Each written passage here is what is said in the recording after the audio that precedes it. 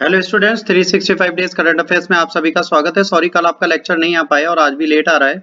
कल से ऐसा नहीं होगा, कुछ सिचुएशंस कुछ इश्यूज ऐसे फंसे थे, नहीं दे पाए। ये बिना देरी के अपना लेक्चर स्टार्ट करते हैं। ठीक है, यूएसए जब अफगानिस्तान से जब से गया है तब से तालिबान वहां पर बहुत ज्यादा कदम बढ़ा रही थी और तालिबान मैक्सिमम 85% से ऊपर अफगानिस्तान को कैप्चर कर चुकी थी। इंडिया की एसेट्स थी उनको भी क्षति पहुंचा रही थी। यूएसए ने जिन आर्मी मैंस को ट्रेन किया था उनके लिए भी प्रॉब्लम हो रही थी। तो यूएसए ने फिर से सरप्राइज दे दिया पूरी दुनिया को, रातों रात ओवरनाइट स्ट्राइक कर दिया तालिबान का कि अफगान फोर्सेस को सपोर्ट मिले और उनकी हेल्प हो पाए। तो ओवरनाइट ही इन्होंने बहुत कुछ डैमेज कर दिया, बहुत ज्यादा डैमेज अब तालिबान का हो चुका है। तो तालिबान को ये समझ में आ गया कि यूएसए इतनी जल्दी शांति बैठने वाला, तो इतनी तेजी से ना चले। हम देखिए बेहतर ऑप्शन ये है कि अफगानिस्तान की गवर्नमेंट प्लस तालिबान की गवर्नमेंट मिलके बैठे और सपोर्ट के साथ गवर्नमेंट चलाए। देखिए ये दोनों मिलके चलाएंगे तो अफगानिस्तान सेफ होगा, नहीं चलाएंगे तो दिक्कत होगी। अफगान आर्मी के चीफ जो है वो नेक्स्ट वीक इंडिया आना चाह रहे हैं। उन्होंने भी प्लान किया है कि वो इंडिया विजिट करेंगे। देखिए इंडिया ने वहां पे 3 बिलियन यूएस डॉलर डाल रखे हैं। चाबार पोर्ट से अफगानिस्तान को कनेक्ट करने का कॉन्सेप्ट चल रहा था और भी कई ऑप्शंस थे कि इससे कनेक्ट करेंगे तो फ्यूचर में हम अपना पूरा एक कनेक्टिविटी बना सकते हैं, अफगानिस्तान में अपने रिलेशंस अच्छे कर सकते हैं, चीजें लाइंड अप कर सकते हैं। तो उन सबका प्रॉपर प्लान चल रहा था। और अफगानिस्तान में तालिबान को क्लियरली पाकिस्तान ने ये बोल रखा है कि जितने भी इंडियन इन्वेस्टमेंट हैं या जितनी इंडियन सेटलमेंट्स हैं उनको आप डैमेज करिए, जिसमें वहाँ का डैम भी आता है, पार्लियामेंट भी आता है, एक एजुकेशनल इंस्टीट्यूट का रेजिडेंस, बहुत सारा काम इन्होंने पीडब्ल्यूडी के तरह किया था, पब्लिक वेलफेयर डेवलपमेंट के लिए। तो वो सारी चीजें आज टारगेट में है। और शशि थरूर साहब ने भी अभी पूछा, कई अदर एमपीज ने पूछा इनसे कि भाई जो अफगानिस्तान में हो रहा है क्या आप टैक्स पेयर का इतना पैसा वहां बर्बाद कर देंगे? तो क्या इंडिया आर्मी वहां पर अपनी भेजेगा? तो काहे सी बात है, यहाँ पर ये भी कहा गया है कि इन्होंने अपने हेलीकॉप्टर्स भेजे, अपने फाइटर जेट्स भेजे हैं। ठीक है, कई सारे एम्यूनेशन दिए हैं अफगानिस्तान फोर्सेस को सपोर्ट के लिए। तो ये सारी चीजें क्या इन्होंने की है? अगर की है तो इसका क्या फ्यूचर होगा? अब क्वेश्चन है कि इंडिया को तालिबान के साथ कॉन्फ्लिक्ट में घुसना चाहिए कि नहीं। तो वेट एंड वॉच है, देखते हैं। आप लोगों को भी सोचना है कि जुड़ेंगे कि नहीं जुड़ेंगे। इसके बाद राज कुंद्रा साहब के बारे में है कि इनके इनके बारे में अब न्यूज आती रहेगी, क्योंकि भाई हमारे यहाँ पॉर्न इंडस्ट्री को बैन किया गया है। अब सबसे बड़ी बात है हमारे यहाँ पॉर्न देखना बैन नहीं है, हमारा प्रोस्टिट्यूशन इलीगल चल रहा है, उसके लिए कोई सपोर्ट नहीं है। पॉर्न इंडस्ट्री के लिए काम करना बैन है और अगर आप काम कर रहे हैं तो भी आप क्रिमिनल हैं, और वो भी बिना रेप के क्रिमिनल। सबसे बड़ी बात ये है। और जब ये न्यूज में आए हैं तो अब इनके बारे में ही बातें लगातार चलती रहेंगी, इनके बारे में बुरा अच्छा सब बोला जाएगा। और ऐसा नहीं, ऐसे कई लाखों लोग होंगे जो ये काम कर रहे होंगे। आप हम कोई भी बैठे हैं, आप जब पॉर्न इंडस्ट्रीज की बात करते हैं तो इंडिया में कई ऐसे हैं जो सेमी न्यूड सीन्स मूवीज में भी दे देते हैं, कई ऐसे हैं जो सेमी न्यूड, बहुत सारी पिक्चर्स अभी भी चल रही हैं और पूरे प्रोडक्शन हाउस चल रहे हैं, उनको ये कैप्चर नहीं कर पाते। बट फिर भी इन्होंने जब बोला तो इनका एक राज कुंद्रा का 2013 में था कि सेल्फ में मेन है ये और इनको नफरत है पॉवर्टी से, तो गरीबी इनको नहीं पसंद है। तो हो सकता है अर्निंग के लिए इसको भी एक मीडियम बनाया गया हो। अभी इनकी साली साहब जो हैं समिता शेट्टी, उनके बारे में कि उन्हें भी एक ओटीटी प्लेटफॉर्म पे उतार रहे थे और कोई भी उसमें इंटीमेटेड सीन नहीं था। तो ऐसा नहीं है कि हर टाइम पे इंटीमेटेड सीन्स ही होंगे। हॉट शॉट के नाम से इनकी ऐप थी जिससे ये चीजें करते थे। हॉट शॉट्स में आप जाहिर सी बात है सेमी न्यूड सीन्स होते थे जो प्रोवोकिंग होते थे। इनके चक्कर में इन पे पोर्नोग्राफी का वो लगा हुआ है। देखिए चल ये मुकदमा फरवरी से रहा है, अब अरेस्टिंग इनकी हुई है जाके जुलाई में। तो इतना इजी नहीं था, टाइम टेकिंग प्रोसेस है।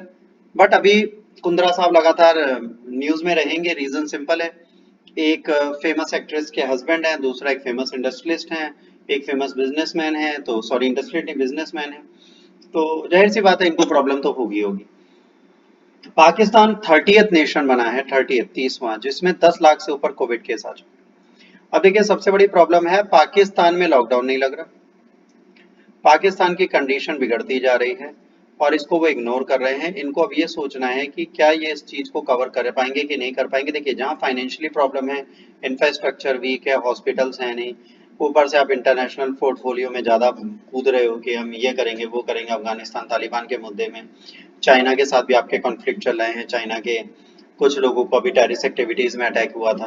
तो ये सारी चीजें, सेपेक का काम चल रहा है, चाइना पाकिस्तान इकोनॉमिक कॉरिडोर की बात चल रही है, सीपेक के काम में वो चीज हुई है। तो इतने केसेस बढ़ चुके हैं, 10 लाख से ऊपर पाकिस्तान में अगर केसेस हैं और डेल्टा के केसेस बढ़ रहे हैं तो इनको सोचना पड़ेगा, पब्लिक एक्टिविटीज को रोकना पड़ेगा, हॉलीडे इस वीक में डाली है, जो भी किया है इसको और बेहतर करना पड़ेगा, क्योंकि अगर यहाँ पर कंडीशन बिगड़ी तो इसको ये टैकल करने लायक रह नहीं जाएगी। युगांडा सिर्फ एलोपैथ पे फोकस नहीं कर रहा, उसने एक हर्बल मेडिसिन भी है जिसको इमरजेंसी यूज के लिए फॉलो किया है। अफ्रीकन कॉन्टिनेंट की एक छोटी सी कंट्री है, बट उसने बहुत इंपॉर्टेंट काम किया है कि क्रिटिकल टायर के लिए एक हर्बल मेडिसिन है जिसे कोविडेक्स बोलते हैं, इसको अप्रूव कर दिया गया है। यहाँ की अथॉरिटी ने कहा है इसको बनाना, प्रोडक्शन करना हम स्टार्ट करेंगे। इमरजेंसी यूज में हम इस मेडिसिन को यूज करेंगे ताकि कोविड को ट्रीट किया जा सके। तो एलोपैथ से ज्यादा आयुर्वेदिक ट्रीटमेंट और हर्बल ट्रीटमेंट की भी बात की जा रही है। एक पॉजिटिव साइन है, और एक उस गरीब कंट्री के लिए जहां पर ऑलरेडी फाइनेंस की प्रॉब्लम है, कोविड को कर्टेल नहीं कर पाएंगे, वहां पर ऐसी पॉजिटिव चीजें दिखना एक बड़ी चीज है। तो ये हर्बल को अपने साथ मोटिवेट करे। लोनावाला की बात करें, 322 mm रेनफॉल हो चुकी है, रोड पे फ्लड है। अगर आप अभी भी महाराष्ट्र में जाएंगे, महाराष्ट्र में कई जगह ओवर फ्लडिंग है, बहुत सारी इमेजेस आ रहे हैं। अब यहाँ क्वेश्चन आपका आता है कि अरेंजमेंट गवर्नमेंट के कैसे होते हैं। भाई जाहिर सी बात है, हर साल जब रेन होता है तो फ्लडसम सिचुएशन महाराष्ट्र में बनती है, कई गवर्नमेंट आई कई गवर्नमेंट गई, इन सब का स्टेटमेंट होता था महाराष्ट्र को बेहतर प्लेस बनाएंगे। मुंबई जैसे प्लेस में आप पानी को नहीं रोक पाते, बाकी पूरे महाराष्ट्र में आप क्या करेंगे, ये तो बात की बात है। तो यहाँ पर एक क्वेश्चन मार्क ये है कि गवर्नमेंट की एफिशिएंसी क्यों इतनी वीक है, क्यों प्रॉपर ड्रेनेज नहीं है, क्यों प्रॉपर सीवेज नहीं है, क्यों रोड पूरी ब्लॉक हो जाती है। इन सब का जवाब अभी तक महाराष्ट्र गवर्नमेंट नहीं दे पाई। आज से नहीं, जब से ये स्टेट बना है तब से आज तक कोई बेहतर रिप्लाई हमें नहीं दे पाया, तो इससे हमें एक बेहतर रिप्लाई की उम्मीद करनी चाहिए। इसके बाद तजाकिस्तान ने कहा कि 1 लाख रिफ्यूजीज इनके पास आ चुके हैं, ठीक है। तो कंट्री है वेयर हाउसेस बना रही है, स्टोर सप्लाईज बना रही है रिफ्यूजीज के लिए और उनको रखेगी। इन्होंने कहा है कि हम अफगानिस्तान की मदद करेंगे और कोशिश करेंगे इनकी मदद हो, तो तजाकिस्तान इनकी हेल्प के लिए खड़ा हुआ है। देखिए अफगानिस्तान में सिचुएशन अभी पहले भी चैप्टर में यही था, शुरुआत में तालिबान के आने के बाद बिगड़ी है, यूएस सडन चला गया वहां से, अदर आर्म फोर्सेस भी वहां से जा चुकी है, आज उनकी हेल्प करने के लिए कोई नहीं खड़ा। इंटरनेशनल कम्युनिटी को दोबारा वापस आना चाहिए अफगानिस्तान के सपोर्ट के लिए। अगर आप वहाँ पे डेमोक्रेटिक फॉर्म ऑफ गवर्नमेंट बनाने की बात कर रहे थे तो आपको उसको प्रॉपरली फॉर्म करा के ही जाना चाहिए था, स्टेबिलिटी देके जानी चाहिए। इनस्टेबल अफगानिस्तान को छोड़ के जाना कहीं ना कहीं गलत है। ऑल्दो यूएसए ने एयर स्ट्राइक करके फिर से सपोर्ट किया है इनका, बाकी देखते हैं क्या होता है आगे। वोडाफोन को रेज करने का एफडीआई के थ्रू मिल गया है अप्रूवल की वो 15,000 करोड़ रुपए रेज कर सकती है फॉरेन डायरेक्ट इन्वेस्टमेंट के थ्रू, ताकि वो कुछ अपनी चीजों को इंट्रोल कर पाए, कंसिडरेशन कर पाए, है ना, लॉस जो उसका है उसको कम कर पाए क्वार्टर एंड में। तो इस टाइम पे जितनी भी कंपनीज हैं, वोडाफोन हो, एयरटेल हो, इन सबको कड़ी टक्कर जियो दे रहा है। तो इनको ये समझना पड़ेगा, यहाँ एयरटेल के साथ वोडाफोन के साथ आइडिया भी मिल गई है, उसके बाद भी अभी इनका सेटलमेंट नहीं हो पा रहा। तो इन सबको ध्यान रखते हुए देखना पड़ रहा है कि जो भी लॉसेज है उसके लिए एफडीआई की परमिशन दी गई है। टेलीकम्युनिकेशन सेक्टर यहाँ पे कम ना हो। अगर ये वीक हो जाता है और एक सिंगल मोनोपोली यहाँ पे किसी की हो जाती है तो मोनोपोलाइज हो जाएगा, और जो मोनोपोली में होगा वो हमारे लिए हमेशा प्रॉब्लमेटिक होता है, इस चीज को समझना पड़ेगा। रशिया के ट्रैफिक पुलिस चीफ का मेंशन बना था, उसमें इन्वेस्टिगेशन किया गया, तो भाई साहब उनके यहाँ टॉयलेट की सीट्स मिली, टॉयलेट का बाथरूम मिला। आप सोचिए टॉयलेट जो है वो गोल्ड का बना हुआ है, वाह। मतलब इन्होंने क्या करप्शन किया होगा, कितनी ब्राइबरी ली होगी, कितनी स्कीम्स इन्होंने ली होगी कि आप समझ लीजिए इनका मेंशन है, ट्रैफिक पुलिस के एक ऑफिसर का मेंशन है, उनके घर में बाथरूम में सोना लगा है। तो आप समझ लीजिए कितना इन्होंने करप्शन किया होगा। तो सिर्फ इंडिया करप्शन के लिए नहीं है, रशिया, यूएसए, ब्राजील, कनाडा, हर जगह करप्शन है। मैं कहता हूँ जापान करप्शन फ्री हो सकता है, बाकी कोई कंट्री। इसके बाद 87 इयर्स ओल्ड है जिसको मणिपुर में माँ बाप ने छोड़ दिया, पेरेंट्स ने छोड़ दिया था इस माँ को, कोविड पॉजिटिव है ये लेडी। तो इनको कोविड केयर सेंटर के इंचार्ज ने कहा, इनको इन्होंने प्रोटेक्ट कर लिया और वापस ले आए हैं। वो खुद चल भी नहीं पा रही, वॉक भी नहीं कर पा रही, तो इनकी केयर वो कर रहे हैं। तो हमारे ह्यूमैनिटी आज भी जिंदा है, इसका ये प्रूफ देता है।